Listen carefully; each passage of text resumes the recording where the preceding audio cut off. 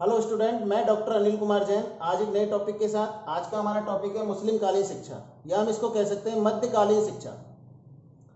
जैसा कि आपको पता है कि 8वीं सदी, ईसा की 8वीं सदी को हम मुस्लिम आक्रमण की सदी कहा जा सकता है।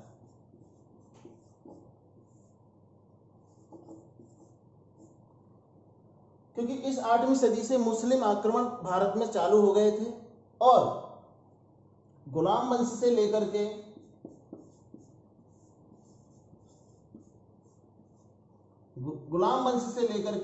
मुगल वंश तक बहुत सारे मुस्लिम शासकों या आक्रांताओं का भारत पर शासन रहा और उन्होंने इस शासन काल के दौरान मुस्लिम कालीन शिक्षा का प्रावधान किया और मुस्लिम धर्म का प्रचार प्रसार किया।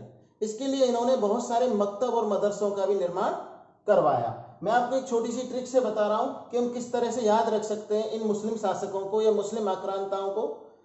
तो एक छोटी सी ट्रिक है, गुड़ खा तसला में। देखिए, इससे हम पता कर सकते हैं, पहला शब्द गुड़ में गा शब्द है, इससे पता चलता है कि गुलाम वंश सबसे पहले आया।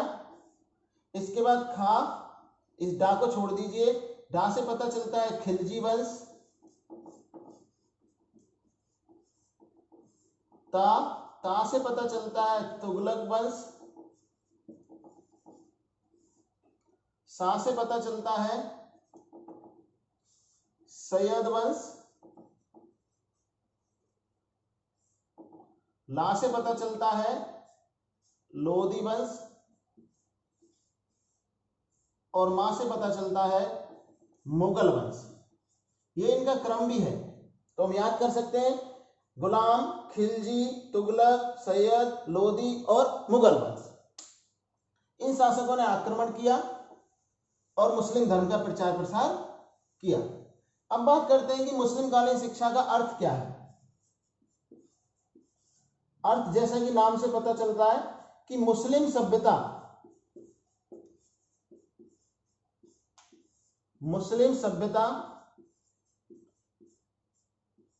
या हम कह सकते हैं संस्कृति, मुस्लिम संस्कृति या सभ्यता के आधार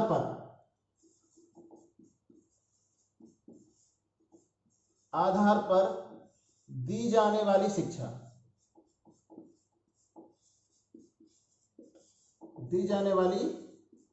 शिक्षा, ही क्या कहलाती है?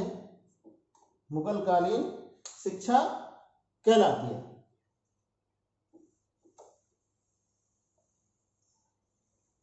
आगे हम बात करते हैं इनके उद्देश्य क्या थे।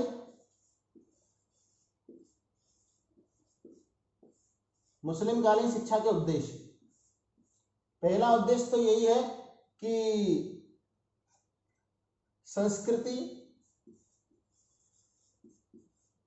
मुस्लिम संस्कृति व सभ्यता का प्रचार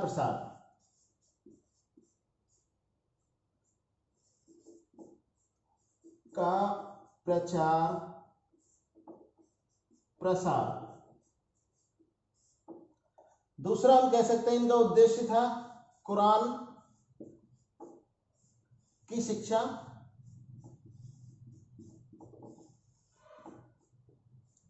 तीसरा इनका उद्देश्य था कि जो मुस्लिम अनुयायी थे,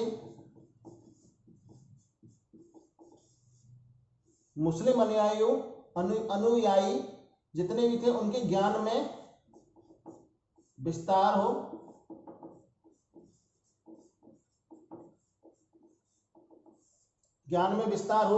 चौथा उद्देश्य था इनका सांसारिक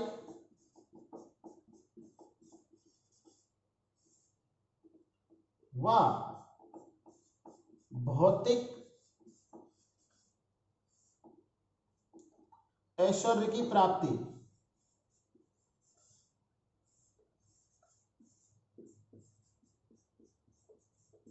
यह भी इनका उद्देश्य था। इनका कहना था कि अगर हम शिक्षा लेंगे, मुस्लिम शिक्षा लेंगे, तो हमें सांसारिक और भौतिक सुख सुविधाएं भी मिलेंगी।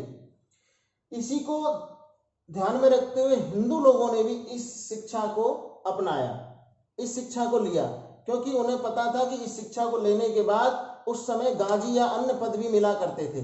तो इसी लालच के कारण हिंदू लोगों ने भी इस शिक्षा को अपनाया।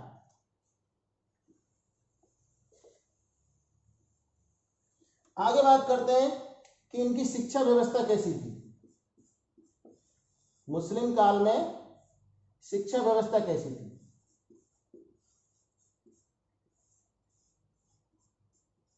शिक्षा व्यवस्था में हम बात करते हैं सबसे पहले प्राथमिक शिक्षा। प्राथमिक शिक्षा,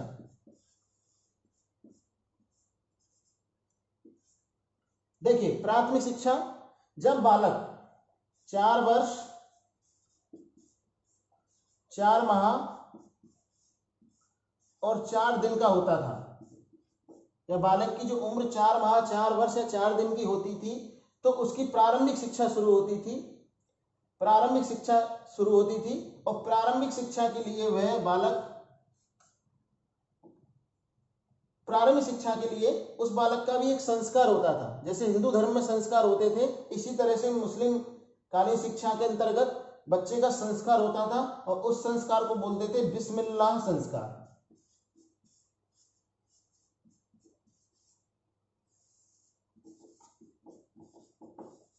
बिस्मिल्लाह संस्कार होता था। इस बिस्मिल्लाह संस्कार के दौरान यह होता था कि जो कुरान थी, कुरान के 55वां और 51वां जो अध्याय था, उस अध्याय की कुछ आयतें होती थी।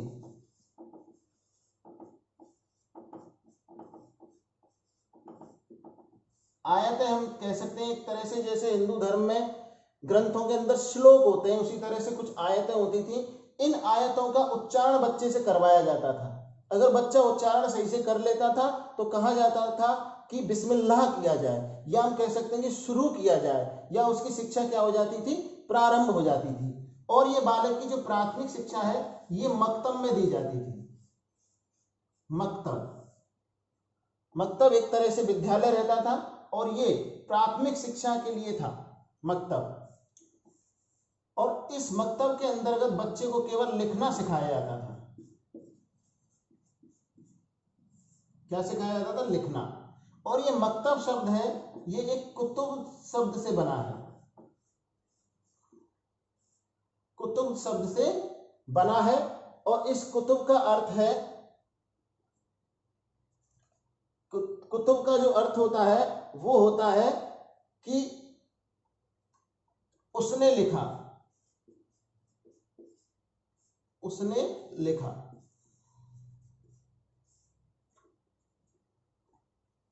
ये हो गई उन बच्चे की प्राथमिक शिक्षा, मकतब में होती थी। मकतब एक तरह से विद्यालय था प्राथमिक शिक्षा के लिए।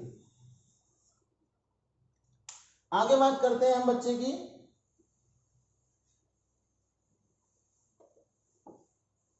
शिक्षा व्यवस्था के अंतर्गत उच्च शिक्षा।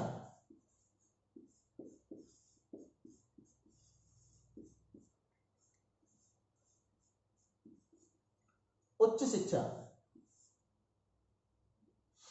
उच्च शिक्षा का भी प्रावधान था। जब बच्चे की प्राथमिक शिक्षा हो जाती थी उसके बाद उच्च शिक्षा प्रारंभ होती थी, और यह उच्च शिक्षा मदरसों में दी जाती थी। मदरसे ये उच्च शिक्षा के केंद्र थे, मदरसे। और जो भी मदरसे रहते थे वो मस्जिद से संबद्ध होते थे।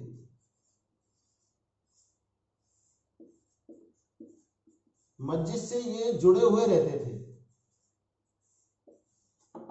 और इन मदरसों में एक सुविधा थी, जो भी बालक बाहर का रहता था वो बाहर से यहाँ आकर के रह करके, उसमें रह करके, मदरसे में रह करके अपनी उच्च शिक्षा ले सकता था। और इसमें बच्चे को कुरान, हदीस और बहुत सारे ग्रंथों की शिक्षा, मुस्लिम ग्रंथों की शिक्षा दी जाती है।